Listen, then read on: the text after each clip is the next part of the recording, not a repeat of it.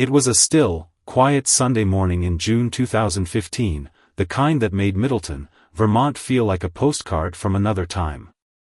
The sun, barely rising, painted the town in shades of gold, casting long shadows on the cobblestone streets. The air was fresh, crisp with the promise of summer, and the gentle hum of cicadas filled the background as the townsfolk went about their morning routines.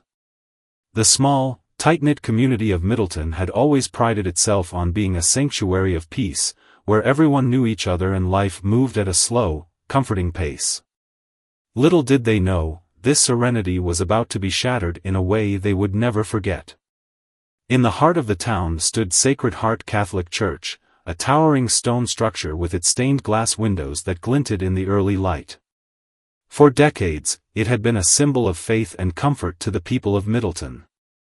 It was a place where weddings were celebrated, where children were baptized, and where funerals were held to honor lives well lived. Father Thomas O'Connor had been the parish priest for over 15 years, revered by the community for his unwavering devotion and kind spirit. His calm demeanor and thoughtful sermons had made him a fixture in the lives of the townspeople, a trusted guide through life's struggles. But on this particular Sunday morning, Sacred Heart would become the site of an unimaginable horror. At precisely 7:30 a.m., an elderly woman named Eleanor Grady arrived at the church as she did every week, her weathered hands gripping her rosary as she made her way inside. Eleanor, in her late 70s, was a devoted parishioner, known for her dedication to the church and her quiet reverence. But today, something felt off. As she moved toward the confessional booth, an unsettling silence hung in the air, thicker than usual. She paused for a moment, sensing an odd stillness that seemed to hang over the room. The usual hum of the church, the soft echoes of hymns that filled the space, were missing. Her instincts tingled. Something was wrong.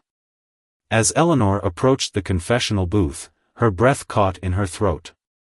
The door to the booth, which was always securely shut, stood slightly ajar. A strange metallic smell lingered in the air, faint but undeniable. She hesitated, a chill creeping up her spine, before she stepped closer, her heart pounding in her chest. What she saw next would haunt her forever. Father Thomas O'Connor, the beloved priest who had guided so many in their darkest times, lay lifeless on the floor of the booth. His body was sprawled awkwardly, blood pooling around him, staining the once pristine carpet. A large metal crucifix, a symbol of salvation, had been used to bludgeon him. It was stained with his blood, a cruel irony that sent a wave of nausea through Eleanor's stomach. The brutality of it was beyond comprehension. The priest, the very symbol of peace and faith, had been murdered in the holiest of places. Eleanor stumbled back, unable to process the scene before her. Panic overtook her, and without a second thought, she turned and fled from the church, her old legs shaking as she hurried outside. She flagged down a passing neighbor, breathless and frantic, screaming for help. The police were called immediately, their sirens piercing the morning calm as they descended on Sacred Heart, the once sacred space now marred by violence. As the news spread, the town of Middleton, known for its serenity, would never be the same. What had happened to Father Thomas? Who could have committed such a heinous act? And why? The investigation would soon reveal secrets that no one saw coming, secrets that would shatter the community's image of the perfect small town and forever change the lives of those involved. But for now, all that was left in the wake of the murder was a terrible silence. A silence that would soon be broken by the haunting truth of what had been hidden beneath the surface all along. Emily Carter, at 38, appeared to have everything that many women might envy: a loving husband, 2 beautiful children, and a life that seemed, from the outside, to be picture-perfect. She lived in a charming old home with ivy crawling up its stone walls, nestled in a quiet neighborhood of Middleton. The house, much like the town, exuded warmth. It was the kind of home you could imagine walking into after a long day, the scent of fresh-baked cookies in the air, and the sound of children's laughter echoing through the hallways. It was the home she had always dreamed of, a safe haven, or so it seemed. Her husband, David Carter, was the picture of success. A real estate agent with a booming career, he brought in a steady income that allowed Emily to stay home, focus on raising their 2 children, Sophie and Ethan, and keep the house running smoothly. From the outside, they were the quintessential family, a hard-working father, a devoted mother, and children who were active in school and sports. But behind closed doors, things were not as idyllic as they appeared. David was a man who prided himself on his work, but the very thing that had brought him success had also begun to pull him away from his family. His long hours at the office, the endless phone calls and meetings, the late nights spent on business trips, these things started to take their toll. The man who had once been so present in Emily's life, the man who had swept her off her feet when they first met, now seemed like a stranger.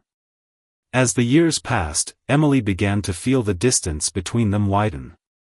She still loved David, but love, she realized, was not enough to keep the connection alive. He had become a shadow of the man she had married, more interested in closing deals than spending time with her or their children. She tried to fill the gap, planning family outings, cooking his favorite meals, and doing everything she could think of to keep their lives together. But no matter what she did, something was missing. She had once believed that a loving family was all she needed. But now, at 38, Emily felt hollow inside. She was the caretaker, the planner, the provider of comfort, but she felt like she was giving everything and receiving nothing in return.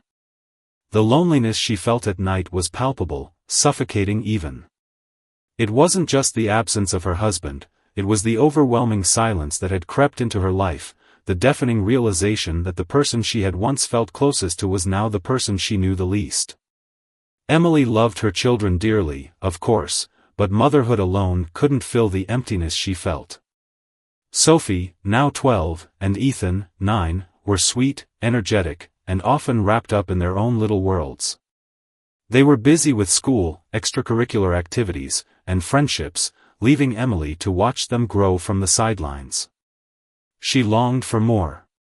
She longed for something to make her feel seen again, something to remind her that she was more than just a wife and a mother, that she was a woman who needed affection, connection, and passion. In January 2015, Emily began attending Mass more regularly at Sacred Heart. She had always been a spiritual person, but the church had become more than just a place of worship, it was a refuge. It was where she could find some peace amid the storm of her life. The stained glass windows, the comforting hymns, the quiet reverence of the congregation, it was all so soothing, a brief escape from the aching void in her soul. In a town where the church was the center of the community, Emily found herself drawn to the familiarity of the rituals, the sense of belonging that it provided. It was at Sacred Heart that she first encountered Father Thomas O'Connor. He was a man who exuded warmth, compassion, and understanding. A man who had spent his life guiding people through their darkest moments. He was everything Emily needed, a calm, steady presence in her life when everything else felt out of control. He listened patiently as she poured out her heart to him after a Sunday service, speaking of her troubled marriage and her sense of loneliness. Father Thomas's words were soothing, his advice comforting. He assured her that rough patches in marriage were normal, that patience was key, and that she should trust in time to heal the wounds. For the first time in years, Emily felt heard. She felt understood. The meetings with Father Thomas became more frequent after that. At first, they were innocent, just a woman seeking guidance from a priest. But over time, the lines between spiritual counsel and personal connection began to blur. Emily found herself looking forward to their conversations more than anything else.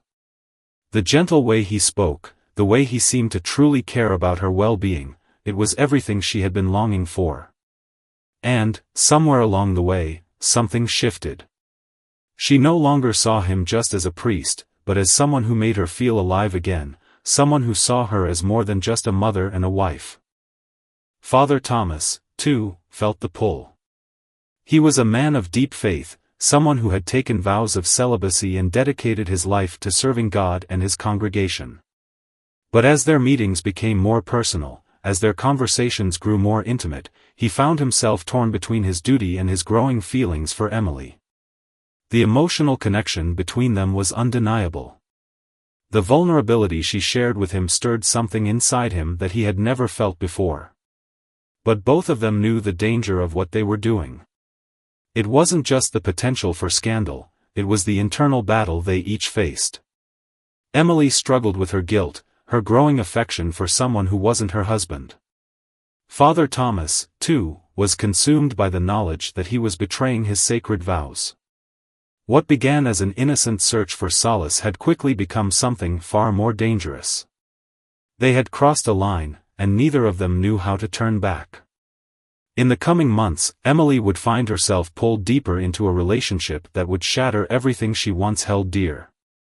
A relationship that would take her down a path she could never have imagined, and one that would ultimately change the course of her life, and the lives of everyone around her, forever. The first time Emily found herself alone with Father Thomas in the quiet of the church rectory, she could hardly contain the whirlwind of emotions inside her.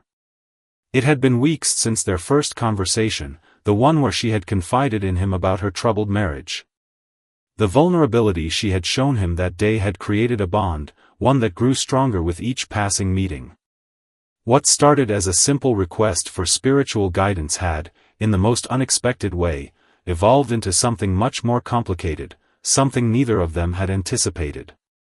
The rectory, a modest building tucked behind the church, was a place of peace and solitude. It smelled faintly of incense and old wood, a sanctuary away from the world.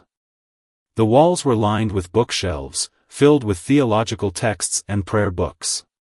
It was here, in this quiet refuge, that Emily found herself more than once, sitting across from Father Thomas, sharing her thoughts, her fears, and the weight of her loneliness. The dynamic between them had shifted over time. What began as spiritual advice soon turned into deep, personal conversations. Emily was no longer just asking about her marriage or seeking advice about her children, she was opening up in ways she hadn't done with anyone in years. She spoke about her yearning for affection, her growing frustration with David's emotional neglect, and her desperate desire to feel alive again. Father Thomas listened intently, offering his wisdom, his reassurance, and always, his gentle presence. It was easy for Emily to believe in him. His calm demeanor and unwavering kindness were like balm to the rawness of her emotions. He made her feel seen, heard, and, for the first time in a long while, truly understood. As they spent more time together, their conversations began to stray from the mundane concerns of everyday life to something more intimate, something Emily hadn't expected, but couldn't deny. Father Thomas, too, began to feel a pull that he had never experienced before. He was a man of deep faith, someone who had dedicated his life to the service of others. He had taken a vow of celibacy, a promise to remain true to his calling.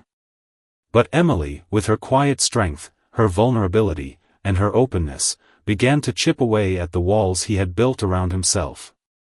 He had always been a steady, spiritual guide for his parishioners, but with Emily, there was something different, a connection that felt more like a forbidden intimacy than a pastoral relationship.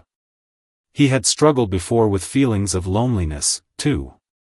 Though surrounded by the community he served, Father Thomas often felt isolated. The weight of his vow to remain celibate had created a divide between him and the world, a divide that Emily had unknowingly bridged. As they spent more time together, their bond grew stronger, more complex. And with that closeness came a growing awareness of the danger they were both facing. They knew that what they were doing was wrong. The guilt gnawed at Emily, especially when she returned home to her children and tried to focus on the family life that was slipping further and further from her grasp. How could she reconcile her love for her children and her husband with the intense feelings she was developing for Father Thomas? Every time she kissed David or tucked Sophie and Ethan into bed, guilt twisted inside her, but she couldn't shake the pull that drew her to the priest. For Father Thomas, the conflict was even more profound. He had taken sacred vows, promised to devote himself to God and his congregation, and now, in his most vulnerable moment, he was being tested in ways he never imagined. Each time he saw Emily, the feelings that had once been buried deep inside him threatened to surface. He had spent years praying for strength, but now, every prayer felt hollow, as he wrestled with the shame of his growing affection for a married woman. The torment he felt as he stood at the altar, looking out at the congregation during Mass, was unbearable. How could he preach the word of God when he was secretly in love with one of his parishioners? The conflict within Father Thomas was becoming unbearable. He turned to prayer, asking for divine intervention, begging for the strength to overcome the temptation that Emily had become. But with each prayer, the temptation only grew stronger. The feelings were too powerful to ignore, and with each meeting, each stolen moment in the rectory, he felt himself slipping further from the vows he had made. His internal battle between his faith and his desire for Emily became a war he could no longer fight alone. In the stillness of the church, when they were alone together, Emily and Father Thomas would sit close, speaking in hushed tones as if the weight of their secret could be lessened by the silence. The distance between them had closed, though neither dared to cross the final line. Their conversations, once full of spiritual counsel and moral clarity, were now tinged with something else, an unspoken longing that neither could deny. There were moments, brief and fleeting, when their hands brushed against each other, and each touch sent a shiver through Emily's body. It was as if the world outside had ceased to exist, leaving only the two of them locked in a shared reality, one that neither of them could easily escape. But reality, as always, would not remain suspended. They were both aware of the consequences of their actions, the damage it could do to Emily's family, to Father Thomas's life as a priest, and to the very community that trusted them. The guilt and shame continued to weigh heavily on them, but so did the undeniable pull between them. They had crossed a line, and there was no turning back. As the months wore on, the affair, hidden in the shadows of Sacred Heart, would soon be exposed in the most unimaginable way. In the midst of their emotional turmoil, neither Emily nor Father Thomas realized just how dangerous their secret had become. But as they grew closer, they were about to find out just how devastating their connection would be, not just for themselves, but for the people they loved, and for the small, trusting town that had once believed in the sanctity of the church and the vows of its priests. The quiet, secretive meetings between Emily and Father Thomas had started to feel like an addiction, something neither of them could resist. What began as emotional support for Emily, seeking refuge from her cold marriage, soon grew into something far more complicated. The warmth she found in Father Thomas's presence, the way he listened and understood her, became a comfort she couldn't live without.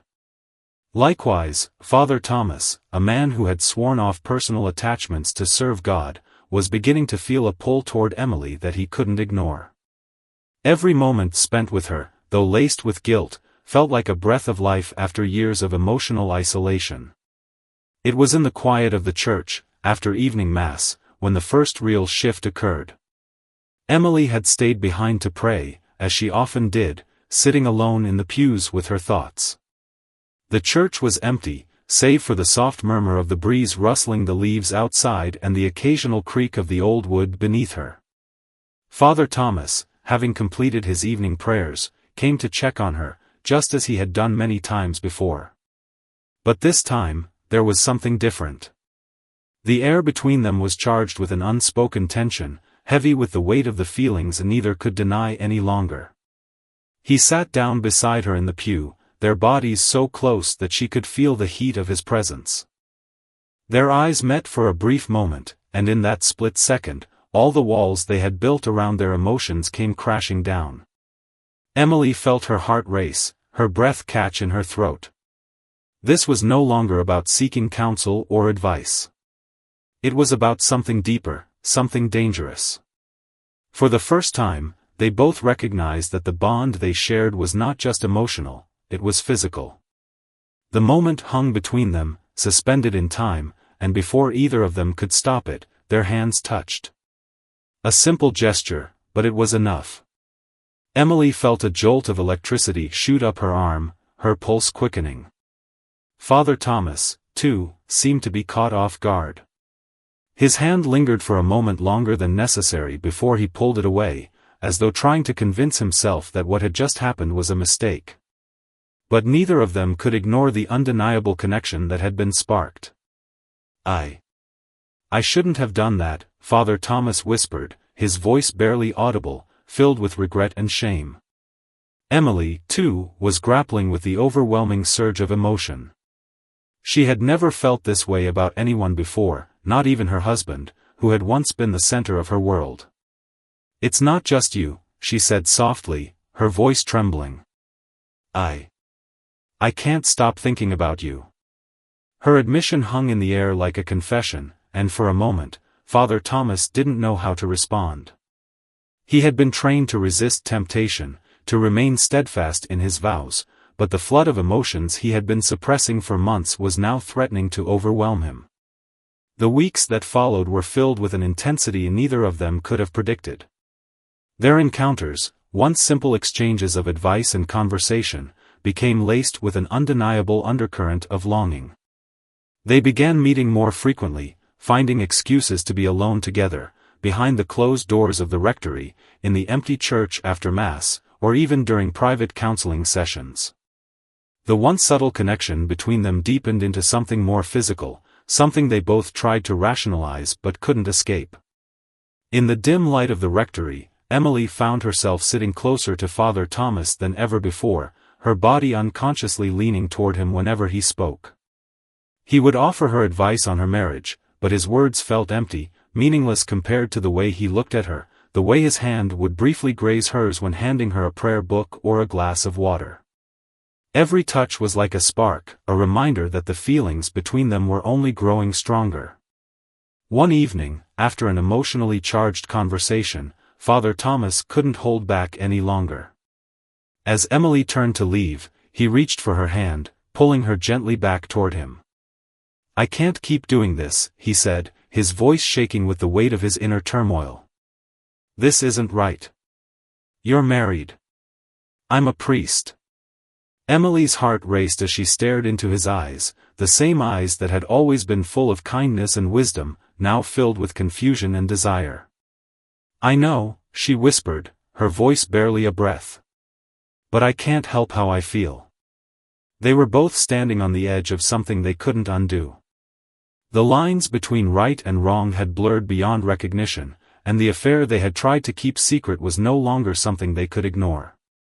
The guilt weighed heavily on both of them, but the pull of their emotions, the magnetic attraction, was stronger than the moral constraints that had once held them back. As the weeks passed, their secret meetings became more reckless, the stolen moments growing more intense. They found themselves in a whirlwind of emotions, passion, guilt, and fear, all tangled together in a way that made it impossible for them to stop. Emily, still struggling with the emptiness of her marriage, felt a sense of purpose and connection in Father Thomas's arms. For the first time in years, she felt desired, seen, and understood in a way that no one had ever made her feel before. For Father Thomas, the weight of his vows had always been his guiding principle. But as Emily's affection for him deepened, he began to question his faith, his vows, and his very identity.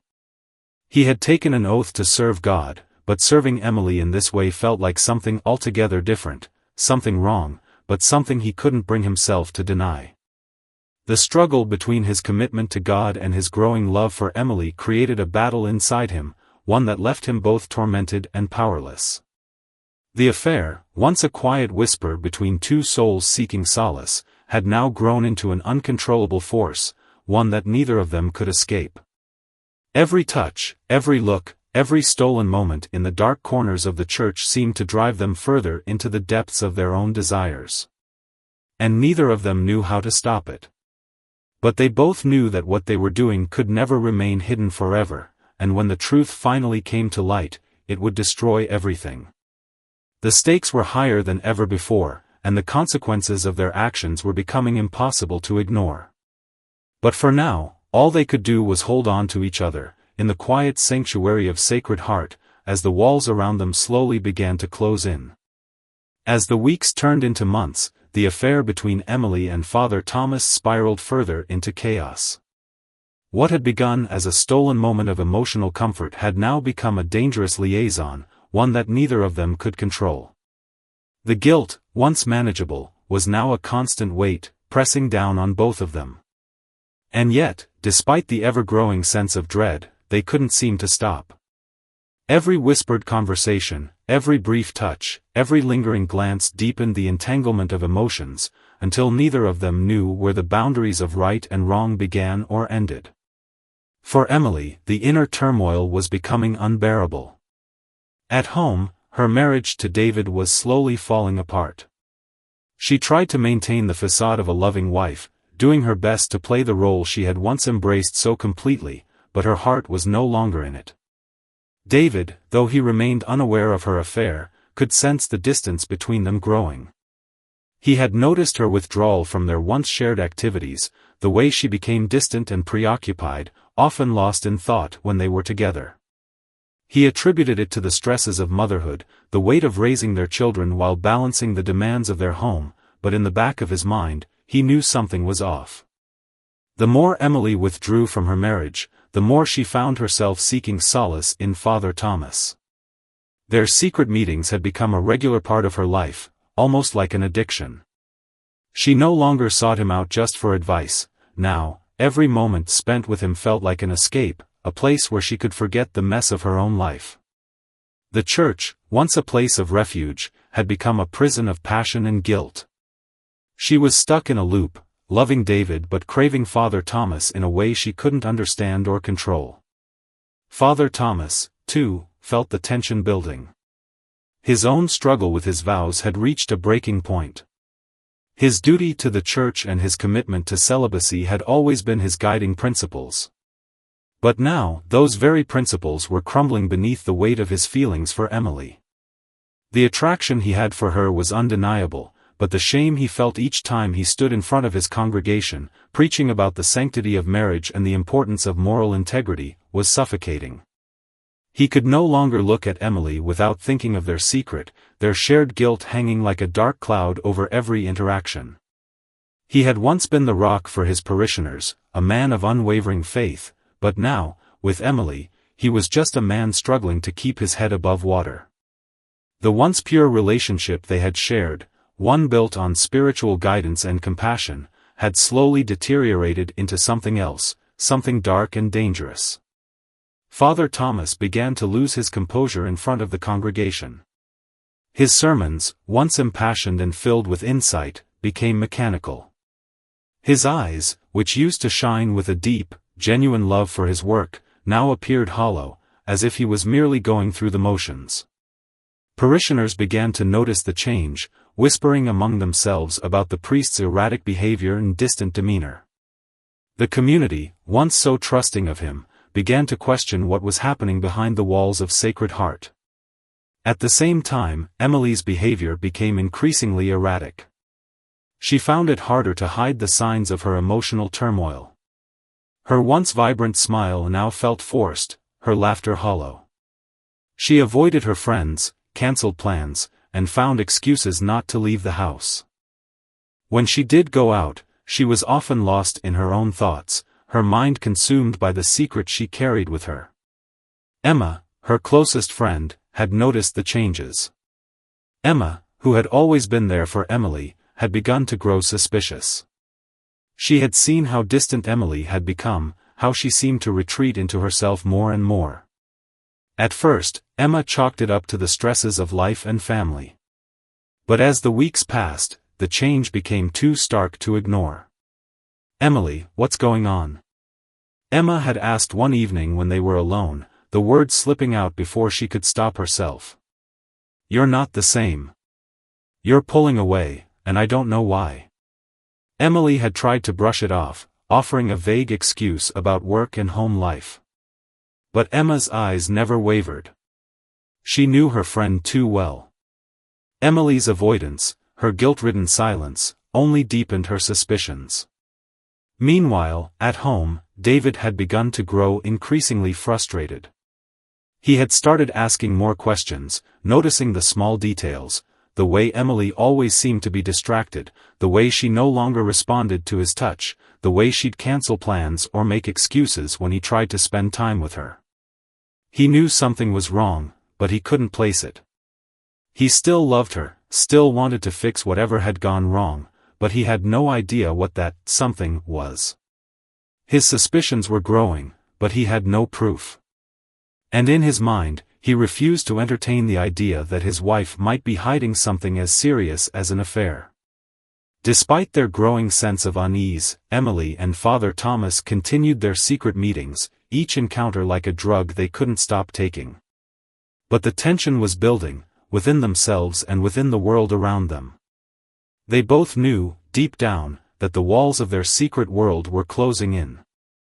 It wasn't just the external signs of suspicion from David and the parishioners, it was the constant, gnawing reminder that their actions were wrong, that they were breaking not just their own moral codes, but those of the people around them.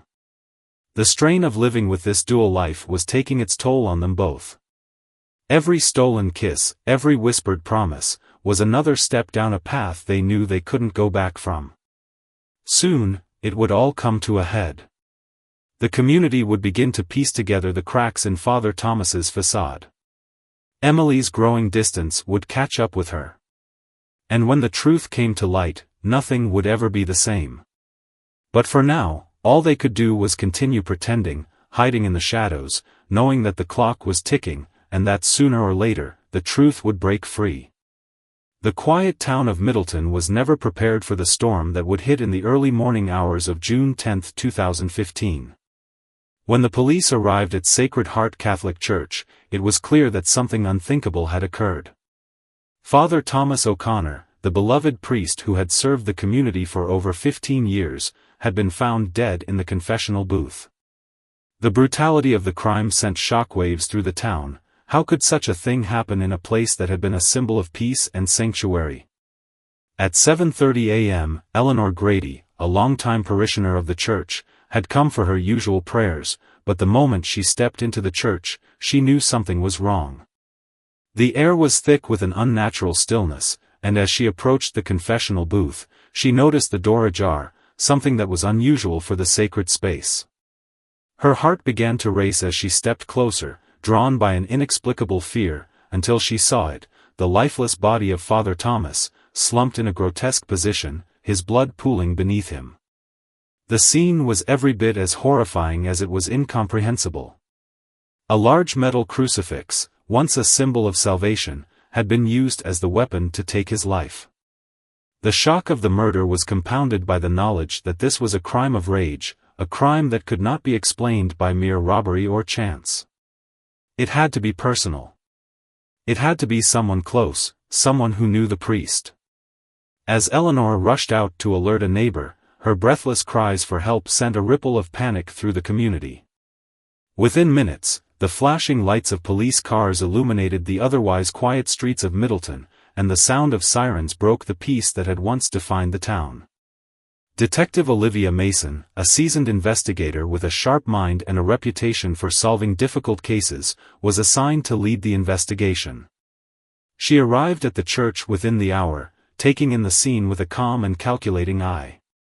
The bloodstains on the floor, the overturned chair beside the confessional, the position of Father Thomas's body, all of it painted a disturbing picture. The detective's first thought was that this was no random act of violence. The method, the location, the weapon, everything pointed to something far more personal, a crime that stemmed from deep emotions rather than a simple robbery gone wrong. The crucifix that had been used to kill Father Thomas was carefully bagged for evidence. It seemed almost symbolic, an item that had once been a holy object, now defiled by the bloodshed. The violent nature of the crime spoke of a profound rage. This was not an accident. The detective's gut told her that Father Thomas had known his killer, but the question remained, who would want to harm the man who had devoted his life to helping others? As the investigation unfolded, Detective Mason began to gather clues from Father Thomas's life, searching for any hint of motive. His personal effects were combed through, and his schedule for the last few days was meticulously examined. The priest had been seen frequently at the church in the days leading up to his death, though his behavior had become erratic. His sermons had lost their usual spark, and he had started leaving the church at odd hours. No one had thought to question him, as Father Thomas was well respected and loved by the parishioners. But the deeper Detective Mason dug, the more she uncovered about the relationships Father Thomas had been involved in. It didn't take long before she stumbled upon a name that kept coming up: Emily Carter. Emily, a regular parishioner at Sacred Heart, had been seen talking with Father Thomas on several occasions, often in private. The frequency of their meeting seemed to raise suspicions among some of the parishioners, though no one had thought much of it at first. After all, Father Thomas had always been kind and patient with those seeking spiritual guidance. But as the detective dug deeper into Emily's life, she began to realize that the connection between her and Father Thomas might have been more than just pastoral care. Witnesses recalled seeing Emily and Father Thomas in close conversations, speaking in low tones, more often than anyone thought was appropriate for a priest and a married woman. The more Mason heard, the more it became clear that their relationship was likely far more personal than anyone had imagined. The first break in the case came when Emily was brought in for questioning. As the police interviewed her, the cracks in her composed exterior began to show. At first, she denied any involvement in Father Thomas's death, claiming shock and grief at his murder. But as the questioning continued, Emily's nerves betrayed her. Her hands trembled slightly as she spoke, her eyes avoiding direct contact. She spoke of her admiration for Father Thomas, of the spiritual guidance he had provided, but there was a sense of defensiveness in her voice, a quiet tension that Detective Mason could sense. After hours of questioning, Emily finally broke down. The tears flowed freely as she admitted to the affair with Father Thomas. She confessed that their relationship had started innocently, with discussions about her troubled marriage. But over time, the connection between them had deepened, and what had begun as a search for solace had turned into something far darker. Emily insisted that their last meeting had been days before Father Thomas's death and that she had no knowledge of what had happened to him in the church. Her confession did nothing to ease the growing suspicion, but it did reveal a hidden truth that would only complicate the investigation further. Detective Mason, now convinced that Emily's relationship with Father Thomas was central to the case, expanded her focus to Emily's husband, David Carter. David, despite being unaware of the affair, had become suspicious of his wife's behavior. He had hired a private investigator to follow her, and the investigator had uncovered evidence of the affair, presenting David with photographs and text messages just days before Father Thomas's murder. Although David had an airtight alibi for the night of the murder, the detective began to wonder if there was more to his story. Did David find out about the affair and take matters into his own hands? Or was there someone else who had a motive for murder? As the investigation progressed, Detective Mason also turned her attention to another individual, a quiet and unassuming man who worked at the church. Jack Donovan, the church's groundskeeper, had worked at Sacred Heart for over a decade. He had always been a devout Catholic, someone who took pride in maintaining the church grounds and helping out when needed. But Jack had also been quietly observing the interactions between Father Thomas and Emily, and he had begun to suspect that something was not right. In the weeks leading up to the murder, Jack had noticed the secretive meetings, the way they would exchange glances, and the way they would enter the rectory together late at night. Jack, deeply troubled by the affair, had considered confronting Father Thomas but ultimately decided against it, hoping the situation would resolve itself. But now, with Father Thomas dead, Jack felt compelled to speak out. And when he was brought in for questioning, his confession shocked everyone. Jack had seen the affair as a betrayal of the priesthood, a betrayal of the sacred trust placed in Father Thomas. The rage he felt, compounded by the sense of moral outrage, had built up over time. One night, after yet another heated argument with Father Thomas, Jack had snapped. In a moment of uncontrollable fury, he had grabbed the metal crucifix from the altar and struck Father Thomas with it. The very symbol of faith had become the weapon used to end the life of the man he once admired. The revelation sent a ripple of shock through the community, but it also brought a sense of closure to the investigation. The quiet, humble groundskeeper, whose trust had been shattered by what he saw as a betrayal of his faith, had become the unlikely murderer. The town of Middleton would never be the same, and the scandal would haunt them for years to come. As the investigation concluded, Detective Mason couldn't help but reflect on the human complexities that lay beneath the surface of the case.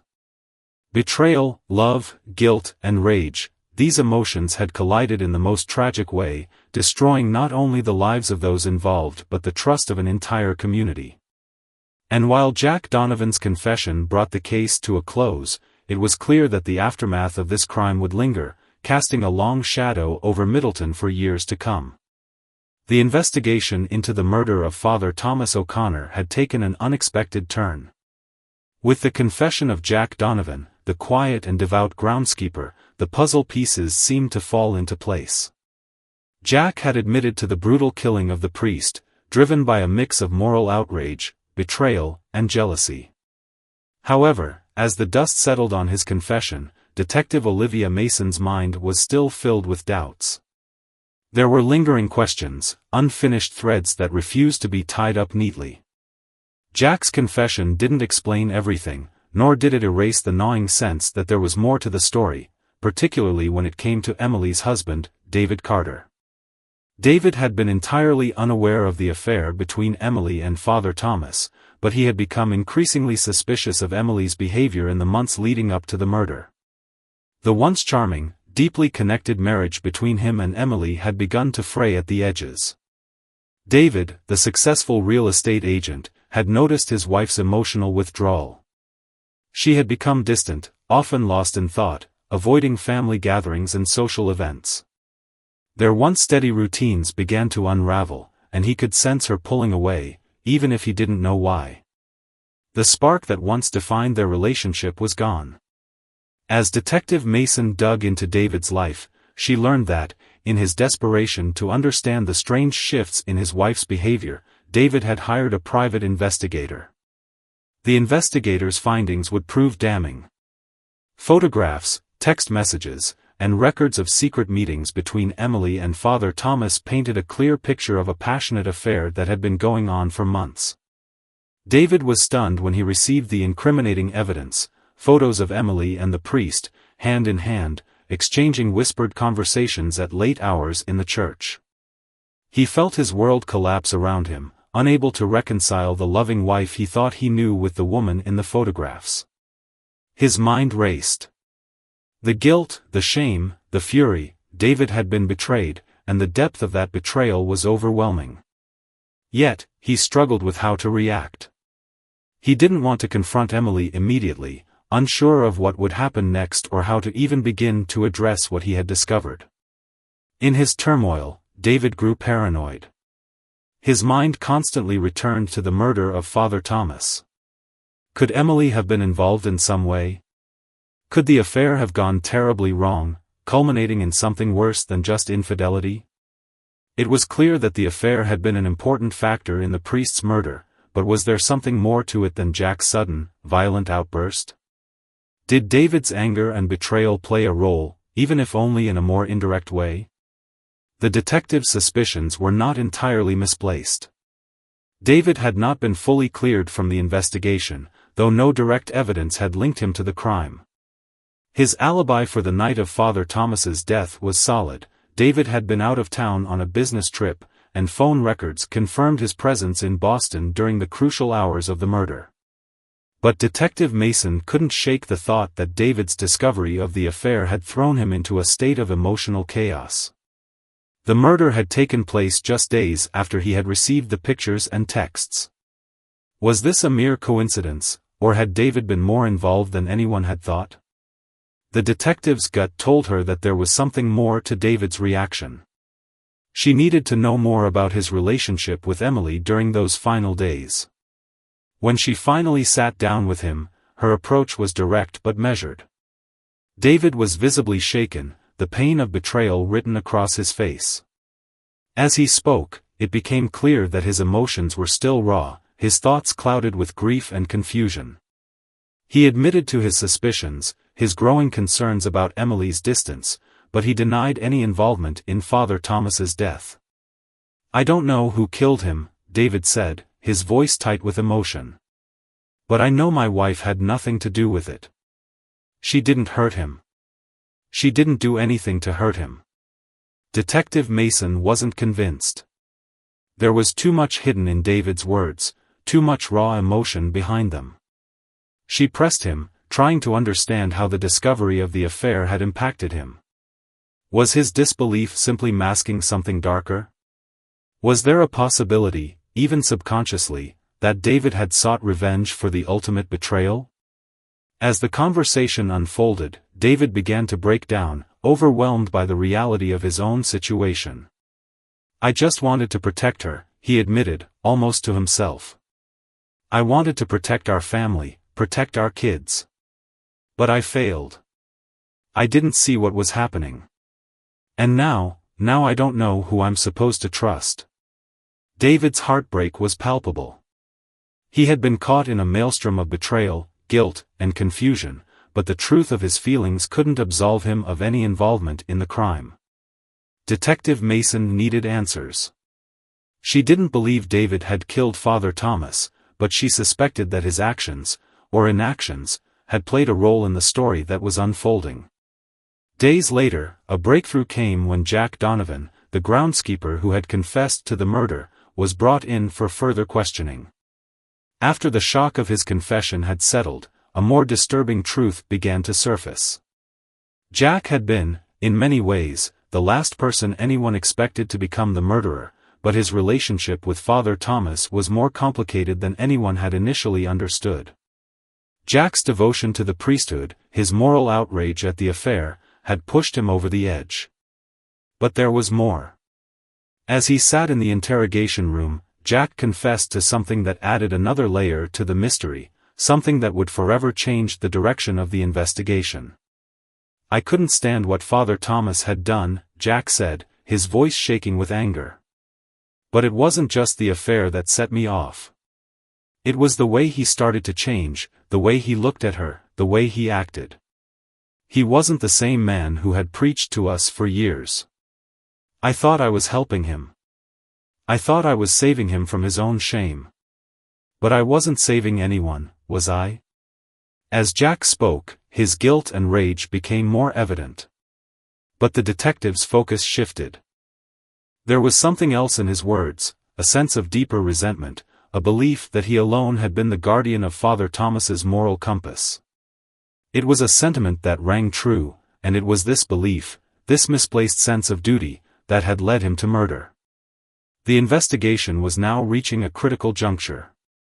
David Carter's emotional distress, the private investigator's damning findings, and Jack's confession had begun to weave a complex web of motives, emotions, and hidden truths. Detective Mason knew she was getting closer to the full picture, one that was far more tangled than anyone could have predicted. The question now was no longer whether there was a killer in their midst, but what had truly motivated them. Was it love, revenge, betrayal, or something far darker? The town of Middleton would soon find out. The aftermath of Father Thomas O'Connor's murder left the town of Middleton in a state of shock that no one could have foreseen. What had once been a place of quiet reverence and unity had become the setting for a scandal that would reverberate through every household. The betrayal of a man who had been so trusted, the horrifying murder in the heart of their beloved church, and the truth of the affair that had led to it, these revelations left the community reeling, struggling to reconcile the events with the image of the peaceful town they had always known. For Emily Carter, the consequences were devastating. The affair with Father Thomas, though hidden for so long, was now laid bare, and the weight of her actions crushed her. The community, once so familiar and kind, now viewed her with a mix of pity and disdain. Her once perfect family was shattered beyond repair. Her marriage to David, already strained, dissolved under the pressure of public scrutiny and the unspoken betrayal that had poisoned it from the inside. What had begun as a fleeting connection with Father Thomas, a desperate search for affection in a cold and distant marriage, had turned into a public spectacle of heartbreak, shame, and regret. David, for his part, found himself caught in a whirlwind of emotions. The affair had already broken his trust, but now the murder of Father Thomas, coupled with the exposure of everything he had tried to bury, left him emotionally spent. He was a man in turmoil, grief-stricken, disillusioned, and confused. While the investigators had cleared him of any involvement in the priest's murder, David couldn't escape the guilt of having failed to protect his family from the darkness that had infiltrated their home. The shame of not seeing the signs of his wife's emotional isolation and the pain she had suffered weighed heavily on him. He couldn't look at her without seeing the betrayal, and their bond, once strong, was now irreparably broken. The Carter family, once the epitome of suburban normalcy, now became the symbol of the fragility of trust and the destructive power of secrets. The scandal tore through Middleton like a wildfire, and Emily found herself ostracized from a community that had once embraced her. Her reputation, tarnished beyond repair, was now tied to an affair that had escalated into a murder. She was no longer just the wife who had failed her marriage, she was now the woman whose actions had contributed to the brutal end of a respected priest's life. Despite the guilt, Emily found no solace in the town's judgment. She fled Middleton with her children, seeking to escape the whispers, the stares, and the endless rumors that had engulfed her life. She knew that no matter where she went, her past would follow her like a shadow, reminding her of the consequences of her choices. The pain of losing her family, her community, and her sense of self was a burden she would carry for the rest of her life. But perhaps, in the quiet isolation of a new town, she might find some peace, some way to rebuild her life, though the scars would never fully fade. For Father Thomas, the man who had been the center of this tragedy, the consequences were far more final. His death was not just the end of a life, but the end of the trust he had spent years building with his parishioners. Father Thomas had been a pillar of strength for so many people, a source of wisdom and guidance. But beneath the surface, he had been a man torn by inner conflict, caught between his vow of celibacy and the overwhelming emotional connection he had developed with Emily. His death, as brutal as it was, served as a reminder that even those who appear to have the strongest faith are vulnerable to human weaknesses. Jack Donovan, the quiet groundskeeper, had been consumed by a twisted sense of righteousness. In his mind, he had acted to preserve the sanctity of the priesthood, to rid the world of what he saw as an immoral betrayal. But his actions, born of misguided judgment and rage, had not only taken a life but had irrevocably altered his own. Jack's confession, though it brought closure to the investigation, did little to absolve him of the crime he had committed. He was arrested and charged with second-degree murder. The quiet man who had once cared for the church with pride was now a convicted killer, his life shattered by his own actions. His moral indignation, which had led him to commit murder, was a sobering reminder of the dangers of taking matters into one's own hands, no matter the perceived justification. The trial of Jack Donovan brought the final chapter of this tragic story to Middleton. The courtroom became the stage for a public spectacle that the small town had never anticipated. The residents of Middleton, many of whom had known Jack for years, were divided in their opinions. Some saw him as a misguided man who had acted out of a sense of moral duty, while others condemned him for the brutality of his actions. The prosecution portrayed Jack as a fanatic, consumed by a warped sense of justice, while the defense argued that he had been driven to the edge by the betrayal of the man he had once admired. In the end, the jury found Jack guilty of second-degree murder, sentencing him to 25 years in prison. As Jack was led away in handcuffs, the town was left to pick up the pieces of what had been a once peaceful community. The consequences of the affair, the murder, and the ensuing scandal had affected everyone, those directly involved and those who had simply been bystanders to the tragedy. Middleton, once known for its unity and tranquility, was now a town divided, its reputation forever scarred by the events that had unfolded. Through it all, one lesson remained clear: the fragility of trust, the destructive power of secrets, and the human capacity for both love and betrayal. The affair between Emily and Father Thomas, the violent actions of Jack Donovan, and the subsequent unraveling of their lives were stark reminders that even the most seemingly perfect lives can be torn apart by human flaws. In the end, the true lesson was not just the consequences of betrayal, but the overwhelming need for honesty, redemption, and the courage to face the truth, no matter the cost. For Middleton, the aftermath of the tragedy would be long-lasting, as the town continued to wrestle with the painful lessons learned in the wake of a murder that had shattered their sense of safety and trust. As time passed, the town of Middleton slowly began to return to its normal rhythm, but nothing would ever be the same. The scandal that had erupted from the murder of Father Thomas O'Connor had exposed deep fractures within the community, fractures that could never be fully healed. The once trusted priest, the quiet groundskeeper, and the devoted wife, all their lives were left in ruins, each of them forever marked by the choices they had made and the consequences they could not undo. Emily Carter, despite fleeing Middleton with her children in search of a fresh start, would never escape the weight of her past. No matter where she went, she carried with her the heavy burden of guilt and the knowledge that her actions, her affair with Father Thomas, had set off a chain of events that led to a man's death. The small town whispers, the pointed stares, and the broken pieces of her once perfect life would haunt her forever. Her marriage to David was over, shattered by her betrayal and the public spectacle of her affair. Though she had tried to rebuild her life, the emotional toll it took was undeniable. She had learned, perhaps too late, that seeking solace in another person's arms when one's own life was falling apart was a dangerous path, a path that could destroy not just her, but the lives of everyone around her. David Carter, too, was left grappling with the aftermath of his fractured marriage and the emotional wounds that would take years to heal. Though he had not been directly involved in Father Thomas's murder, the emotional devastation of discovering his wife's affair had torn apart the very foundation of their life together.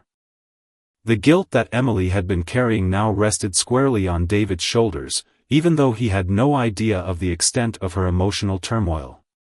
In the end, David was left alone to raise his children, all while carrying the heavy burden of being unable to protect the woman he had once loved. His grief was not just for the loss of his wife, but for the family they could never be again. For Jack Donovan, the quiet and once trusted groundskeeper, the consequences were final. His confession had shocked everyone, revealing the deep moral conviction that had led him to murder Father Thomas in an act of misguided justice. Jack had believed he was saving the priesthood from the priest's own moral failure, but in the end, he had only condemned himself. His life was now in tatters, his once proud connection to the church and his community irrevocably destroyed. Sentenced to 25 years in prison, Jack would spend the rest of his life reflecting on the choices that led him to commit the unthinkable. His story, though a tragic one, served as a stark reminder of how easily one can be consumed by the belief that their own sense of righteousness justifies extreme actions. As the trial of Jack Donovan came to a close, the final piece of the story fell into place. The residents of Middleton, once united under the banner of faith and trust, were now left to pick up the pieces of their broken town. The scandal, the betrayal, and the murder had left scars that would take generations to fade. The community that had once trusted their priest implicitly now found itself divided, questioning the very nature of trust and morality. The event had shaken the foundations of their society, and it would take years, if not longer, to rebuild the connections that had been torn apart. Through all of this, one thing became abundantly clear: the human heart is fragile, capable of both immense love and devastating betrayal. The affair, the murder, and the subsequent unraveling of lives were a testament to the power of secrets, the complexity of human emotions, and the irreversible consequences of our actions. The choices that led Emily, Father Thomas, Jack, and even David down their tragic paths were not made in a vacuum. They were shaped by the pressures of their lives, the loneliness they each felt, and the quiet battles that raged inside their hearts. In the end, the story of Middleton, like all stories of betrayal and tragedy, serves as a reminder. We are all vulnerable to the choices we make. What might seem like a fleeting moment of weakness can have long-lasting consequences that ripple through the lives of everyone involved. And though redemption is always possible, it often comes at a price. What do you think about this tragic story? Do you believe that one bad decision can truly destroy everything? Could any of these characters have done something differently to change the outcome? Let us know your thoughts in the comments below. If you've ever faced a tough choice or have experienced betrayal in your own life, we'd love to hear your perspective. How do you think the story might have ended differently if Emily, Father Thomas, or even Jack had taken another path? Don't forget to like, share, and subscribe for more compelling true crime stories. Your support helps us bring more stories that explore the human psyche and the complexities of the choices we make. Stay tuned for more shocking tales of betrayal, redemption, and the unexpected twists in life. Thank you for watching.